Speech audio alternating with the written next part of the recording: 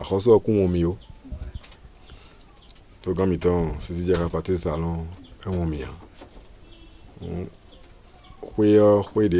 Lorsqu'il s'agit de voler au secours des acteurs culturels toutes catégories confondues ou de défendre leurs intérêts partout où le besoin se manifeste, le directeur général du Fonds des aides de la culture ne s'en lasse. Gilbert Déoumalé, en fin de soirée, de ce mardi 20 octobre 2020, était au domicile de l'une des anciennes gloires de la danse au Bénin.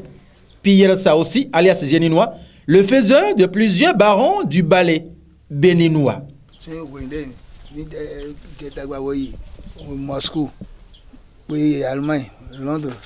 Depuis que nous étions allés à Moscou, Londres, Allemagne et partout jusqu'à ce jour, c'est pour la première fois qu'une autorité me rend visite.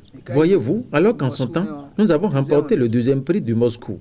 J'ai plusieurs médailles, je peux vous les montrer. En Allemagne, on était premier sans 2e.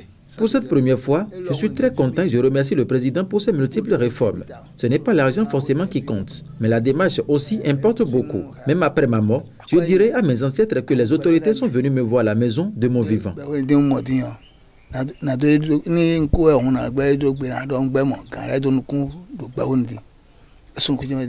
De chez Pierre Saossi, le Géninois, le DGFAC et toute sa délégation atterrit à Vodje. Ici se trouve une autre gloire de la musique béninoise, Robinson Sipa du groupe Pantenois. C'est une question d'inspiration et tel que le DG a eu l'idée de le faire, je ne peux qu'être fier. Dans la vie, il ne faut rien forcer. Tout dépend de la volonté de Dieu.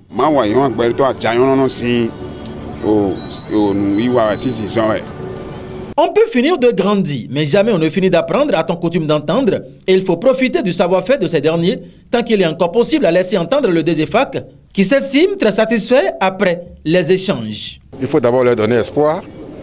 Après, on verra ce que physiquement on peut faire.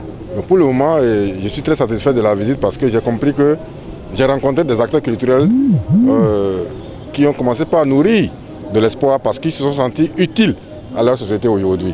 Notons pour finir que ce qui est du cas Robinson Sipa, il sera reçu en audience les tout prochains jours par le DGFAC afin de voir, dans la mesure du possible, ce que le public peut encore tirer de ce riche réservoir de la musique béninoise que constitue le groupe Pantenois.